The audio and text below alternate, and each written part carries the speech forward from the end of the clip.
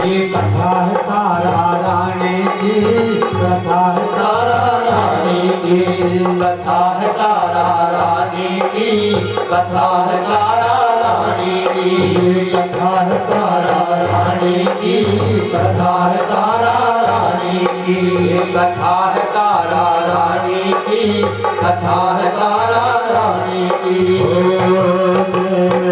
जय दुर्गे महारानी की जय, जय दुर्गे महारानी की। बोलो सच्चे दरबार की जय। कि दक्ष राजा की दो बेटियां थी, दक्ष राजा की दो बेटियां थी, वो दोनों आंखों की वो पुतलियां थी, वो दोनों आंखों की वो पुतलियां थी। व्रत एकादशी का वो करती, वो व्रत एकादशी का वो करती, फल आहार से पेट भरते, वो फल आहार से पेट भरती। बोले रुक्मन से एक रोज प्यारा, बोले रुक्मन से एक रोज तारा, आज व्रत है वो बहना हमारा, वो आज व्रत है वो बहना हमारा। जाओ बाजार जल्दी से जाओ, जाओ बाजार जल्दी से जाओ, और फल आहार लेकर के आओ, वो फल आहार लेकर के आओ। दिन एकादशी का है आया, एकादशी का है आया, और दोनों बहनों ने मानो मनाया, वो दोनों बहनों ने मानो मनाया। बोले सच्चे दरबार की जय। तारा और रुक्मणी दो बहनें एक आदमी का और एक थैला और पैसे देकर के रुक्मणी को बाजार भेजा कि जाओ आज बाजार से आप सामान खरीद के लाने की जिम्मेदारी आपकी है। क्योंकि रुक्मणी बहुत छोटी थी उम्र में, ज्यादा कुछ जानती नहीं थी, अभी बाजार में पहली बार गई है बड़ी बहन के आदेश पर, और जाकर के बाजार से पूजा पाठ की सामग्री खरीद लेती है। गर्मी के दिन तेज तपिश की वजह से रुक्मणी बेहाल हो गई, तो सोचने लगी कि प्राण बचाने के लिए कुछ ना कुछ खाना आवश्यक है, इसलिए बाजार में खाने पीने की वस्तुएं ढूंढने लगी। और जिस समय बाजार में घूम रही थी तो एक अजीब सी गंध, एक अजीब सी खुशबू को सूंघते सूंघते रुक्मणी ऐसी जगह पर पहुंच गई जहां पर मांस तला जा रहा था। तो मांस से भरा हुआ थैला ले जाकर के रुक्मणी तारा को देती है। उसे क्या पता था कि इस मांस को देखकर बहन इतनी नाराज हो जाएगी, ये मांस इतनी गलत चीज है। और जो मांस के थैले को हाथ में लेकर के तारा रुक्मणी पर नाराज होने लगी, कहने लगी कि ये मांस किस लिए लेकर के आई है। कहने लगी बहन खाने के लिए लेकर के आई हूं, मुझे बहुत जोर की भूख लगी, अपने प्राण बचाने के लिए मैंने अपने हिस्से का खा लिया और तुम्हारे लिए बचा करके लाई हूं, आप इसे खाइए। कहने लगे खबरदार, मुझे भी खाने के लिए कहती है, खुद मांस खाया है व्रत में, तुझे मालूम नहीं है कि ये मांस क्या चीज होती है। रुक्मणी को बताया कि किसी निर्दोष जीव को मार के उसके शरीर के टुकड़े टुकड़े किए जाते हैं, ये वही मांस तूने व्रत में खाया है, और मैं तो क्या बड़े बड़े ऋषि मुनि देवी देवता तुझे पाप और श्राप लगने से नहीं बचा सकते, इसलिए जा मैं तुझे श्राप देती हूँ। जो श्राप देता है वही उद्धार का रास्ता बताता है, इसलिए मेरा उद्धार कैसे होगा ये और बताते हैं। तो तारा ने बताया कि परोपकार करने से सभी पाप श्राप नष्ट हो जाते हैं, जब भी किसी की जान बचाने के लिए तो अपने प्राण गंवा देगी तो तुझे तेरे श्राप से मुक्ति मिल जाएगी। इस प्रकार छिपकली रुक्मणी के शरीर का तो अंतकाल हुआ और उसकी आत्मा छिपकली की कोख में चली गई और एक छोटी सी छिपकली का जन्म लेकर के दीवारों पर घूमने लगी और उसे याद आया पूर्व जन्म के संस्कारों के अनुसार कि तुझे श्राप मुक्ति का साधन भी करना है। तो इसलिए वो दीवारों पर सारे गांव में घूमने लगी और घूमते घूमते उसे कोई मौका ऐसा नहीं मिला कि वो श्राप मुक्त हो सके। इसलिए जंगलों में गई तो एक पेड़ पर चढ़ करके देखती है कि उस पेड़ के समीप दूसरा पेड़ है और उसी पेड़ के नीचे संत महात्मा ऋषि मुनि यज्ञ हवन तपस्या कर रहे हैं। क्यों कर रहे हैं? क्योंकि देवताओं की युद्ध में विजय हो जाए। देवता और राक्षसों के बीच में घमासान युद्ध छिड़ चुका, देवताओं की विजय हो जाए। संत महात्मा बेचारे ये तो लड़ नहीं सकते, लेकिन विश्व शांति के लिए, धर्म की स्थापना के लिए वो क्या करते रहते हैं? यज्ञ हवन समय समय पर करते रहते हैं। संत महात्माओं ने भंडारे के लिए खीर पकने के लिए रख दी कढ़ाई में। इधर तो खीर पकनी शुरू हुई है, खीर के अंदर सर्प को डाल दिया और वो भी जब हलवाई कढ़ाई से दूर कुछ और काम करने में लगे हुए थे और उसमें पता नहीं लगने दिया और भदकी के साथ वो सर्प उसमें गलते सड़ते नीचे बैठ गया। किसी को पता नहीं है कि खीर जहरीली हो गई है, केवल उस छिपकली को पता है जो उसी पेड़ पर बैठे हुए उस कैटब राक्षस को कौवे के रूप में देख लेती है और वो सोचने लगी कि मेरा उद्धार हो या ना हो, लेकिन इतने सारे संत महात्मा ऋषि मुनियों की जान ना चली जाए, इनकी जान बचाने के लिए, इस यज्ञ में विध्वंस विघ्न डालने से रोकने के लिए मैं अपने प्राण जरूर त्यागूंगी। क्या सोचने लगी सुनिएगा कि खीर में कूदते हुए मुझे कोई देखे, अब जैसे ये सर्प डला हुआ ऐसे ही मैं डल जाऊंगी तो और डबल नुकसान हो जाएगा। इसलिए वो धैर्य के साथ में बैठी रही। कुछ ही देर में हलवाई आए, उन्होंने देखा कि खीर पक गई है तो दोनों हलवाइयों ने एक एक कपड़ा अपने हाथ में लिया गरम कुंदा पकड़ने के लिए और जैसे ही कढ़ाई को दोनों तरफ से कुंदे को पकड़ा तो छिपकली ने कूद कर उनकी आंखों के सामने उस खीर के अंदर तड़प तड़प कर अपने प्राण त्याग दिए। जंगल की आग की तरह सारे संत महात्माओं में ये बात फैल गई कि भाई खीर के अंदर छिपकली कूद गई।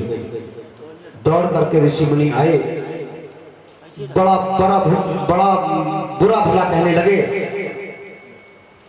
भाई इसने बड़ा नीच काम किया है। इस युद्ध के समय में बड़ी मुश्किल से हमने गौओं का दूध इकट्ठा किया था खीर बनाने के लिए और इस छिपकली ने सब किए करे पर पानी फेर दिया, श्राप दिया, नीच काम किया है, नीच यदि में जन्म हो, नीच काम किया है, नीच बिरादरी में जन्म हो, ये श्राप दे दिया। और कहने लगे भाई एक खड्डा खोद करके इस खीर को दबा दो, उसमें कोई खाना ले। लेकिन जिस समय खीर को उस खड्डे में पलटा, सामान उलट पलट हुआ, ऊपर का सामान नीचे, नीचे का सामान ऊपर हुआ, तो सर्प के कंकाल पर उन लोगों की नजर पड़ जाती है जो उस खीर को खड्डे में फेंक रहे थे और उसे देखते ही सारे में चर्चा फैल गई और संत महात्मा अपने किए करेगी क्षमा मांगने लगे, हमसे बड़ी गलती हुई है। और फिर क्या होता है सुनिए कथा में कि खीर को जब जमी पर गिराया, खीर को जब जमी पर गिराया, एक बड़ा सर्प उसमें था पाया, एक बड़ा सर्प उसमें था पाया। सारे लज्जित हुए अपने मन में, सारे लज्जित हुए अपने मन में, श्राप वापस ले आए तो क्षण में, श्राप वापस ले आए तो क्षण में। बोलो सच्चे दरबार की सब अपना अपना श्राप वापस मांगने लगे। हमने इसे श्राप दे दिया, लेकिन दुर्वासा ऋषि कहने लगे कि एक बार बात जवान से और तीर कमान से निकल जाए तो वो वापस नहीं हो सकता, श्राप इसे लग चुका है। तो संत महात्मा को चिंता हुई कि हमने इसे श्राप दिया है, हमें कितना बड़ा पाप लगेगा। इसने काम तो किया था आशीर्वाद का कितने लोगों की जान बचाई है, यज्ञ को विध्वंस होने से बचाया है, और उल्टा हमने दे दिया इसे श्राप गलती से। अब श्राप वापस नहीं हो सकता तो इसका उद्धार कैसे हो? कहने लगे कि अब तो भगवान भोलेनाथ को प्रार्थना करके बुलाया जाए, वही कुछ समाधान कर सकते हैं। भगवान भोलेनाथ की स्तुति करते हैं सभी संत महात्मा, आकर के भगवान भोलेनाथ दर्शन देते हैं और पूछते हैं कि आपने मुझे किस लिए याद किया है। तो संत महात्मा अपनी सारी बात भगवान भोलेनाथ से बताते हैं। तो भगवान भोलेनाथ उस छिपकली को कैसे श्राप मुक्त करते हैं, सुनिए कथा में। तो कहने लगे कि मैं विधाता हूं, विधि के विधान में जो लिख दूंगा उससे कोई मिट नहीं सकता। और बताया कि वेद मेरे बस में और वेद मेरी मां, और जो कुछ मेरे मन में वो वेदों में भी ना। और ये छिपकली उद्धार होकर के आपके घर में जन्म लेकर के आई है। इसलिए राजन, इसको ऋषियों का श्राप है कि मनुष्य में तो मिलेगी लेकिन पालन पोषण शूद्र घराने में होगा। अब कहने लगे कि ये शूद्र घराने में कैसे पहुंचेगी? कहने लगे उसका उपाय हम बताते हैं। एक लकड़ी का संदूक बनवाओ, उसमें इस कन्या को बंद कर दो, सोने चांदी हीरे जवाहरात जड़ दो, जिससे कि कोई लालच से निकाल दे, और नदी में संदूक को डाल दो। राजा की बात समझ में आ गई और राजा ने वो ज्योतिष आचार्य ब्राह्मणों के कहने पर वही किया। लकड़ी का संदूक बनवाया, उस पर सोने चांदी हीरे जवाहरात जड़वाए और मखमल के कपड़ों में लपेट कर उस कन्या को संदूक के अंदर लिटा दिया। सांस लेने के लिए छिद्र छुड़वा दिए और उस कन्या को संदूक के अंदर बंद करके संदूक हाथ से छोड़ दिया और लहरों में उसे बहाया है, लहरों में उसे बहाया है, लहरों में उसे बहाया है। फिर बहते बहते वो बक्सा काशी के सन्मुख आया है, फिर बहते बहते वो बक्सा काशी के सन्मुख आया है। इतना सुंदर था कन्या का मुखड़ा, इतना सुंदर था कन्या का मुखड़ा, जैसे हो चांद का एक टुकड़ा, जैसे हो चांद का एक टुकड़ा। अरे प्यार से उसको दाना ने पाला, प्यार से दोनों ने पाला, नाम रुकमन रखा है निराला। यही नगरी सतयुग में अवध के नाम से जानी जाती थी और अवध के राजा का नाम था हरिश्चंद्र। और हरिश्चंद्र की रानी का क्या नाम था, कौन बताएगा? जी, हरिश्चंद्र की पटरानी का नाम था तारा।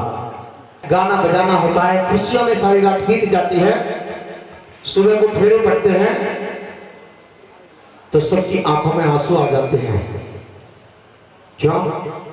जब कोई बेटी विदा होती है ना तो अच्छों की आंखों में आंसू आ जाते हैं। रुक्मणी की विदा होने का समय है। एक छोटी सी रस्म, मेहंदी की रस्म यहाँ पर होती है। मेहंदी है जी, अरे बड़ी रजनी हो, बड़ी रजनी कोशिश कर रही है अपनी माता को चुप करने की। याद दिलाती है कि एक दिन पड़ोस में एक बेटी का विवाह हुआ था, वो विदा होकर के जा रही थी, सबकी आंखों में आंसू आ रहे थे, मैं भी रोने लगी थी। तो याद है मुझे तुमने कैसे समझाया था? तुमने कहा था कि जब बेटी विदा होकर के जाती है ना, अपने ससुराल जाती है, तो इसमें दुख की बात नहीं होती, रोने की बात नहीं होती। मुझे ऐसे कह के तुमने चुप किया था, आज उस बात की याद कर फिर तू क्यों रो रही है? कैसे कहने लगी, सुनिए कथा में। ओ धनवान मेरे धन की, ओ धनवान मेरे धन की, मैं गोरिया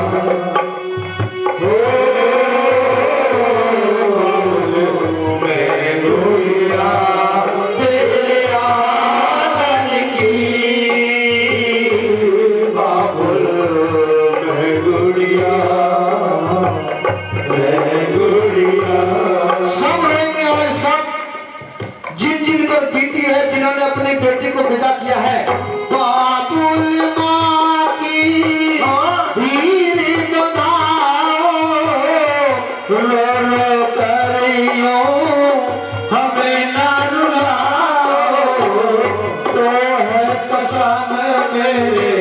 आसमान की मेरे अंगना में छाई बहार आज घर पोता हुआ अरे तूने जो मुझको मैया पोता दिया है तूने जो मुझको मैया पोता दिया है फटा पुराना दमन ऐसे दिया है फटा पुराना दमन ऐसे दिया है करती हूँ मैं जान करती हूँ तुझ पे निशानी आज घर पोता हुआ मेरे अंगना में छाई बहार आज घर पोता हुआ ये सच्चे दरबार की जय बोलिए सच्चे दरबार की आइए भक्तों सभी के पास प्रसाद आ रहा है और इस प्रसाद को कोई देखेगा नहीं हाथों में नहीं लेंगे अपने पल्लू में लेंगे या अपने रुमाल में लेंगे सभी के पास प्रसाद आ रहा है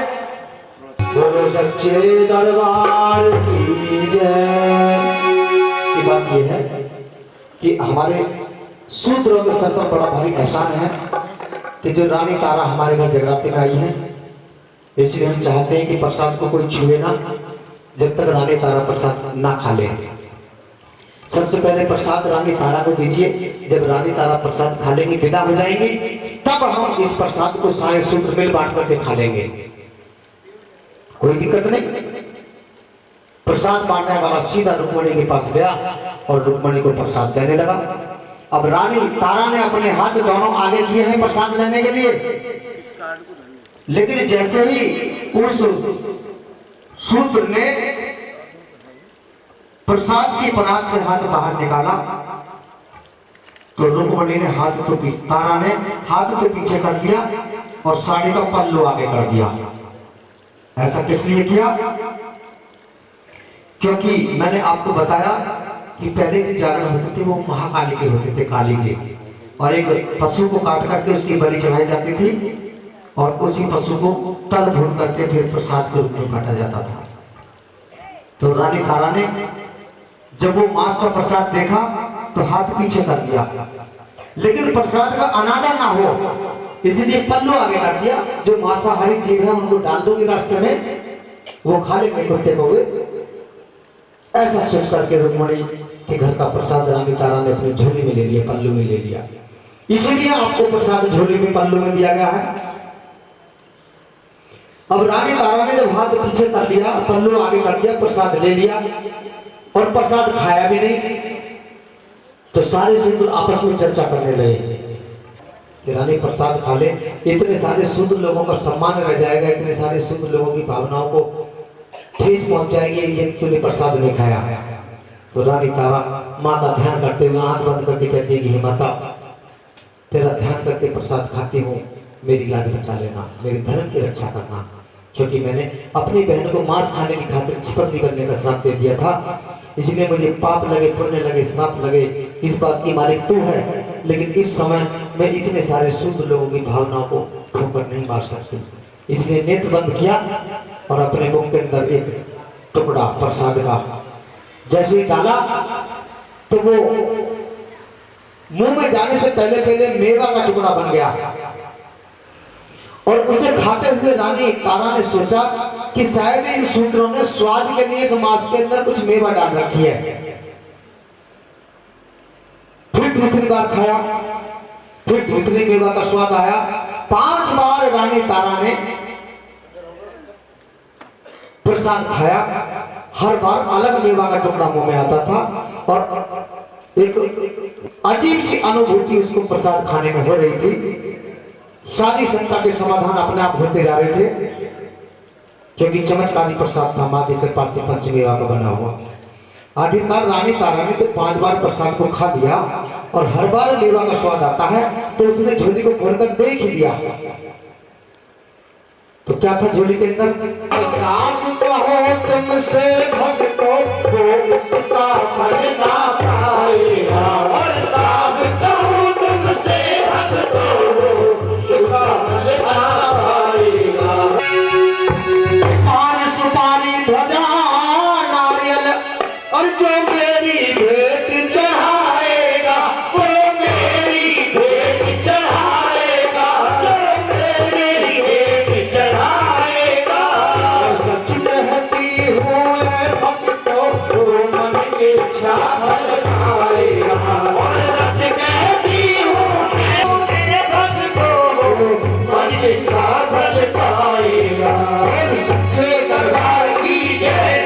कथा को कभी समाप्त नहीं किया जा सकता, कथा को विश्राम दिया जाता है और तारा रानी की कथा को हम यहीं पर विश्राम देते हैं। सभी एक जयकारे के साथ में एक जयकारा लगाऊंगा, उस जयकारे के साथ सभी अपने अपने स्थान पर खड़े हो जाएंगे और आरती कराएंगे। बोलिए सच्चे दरबार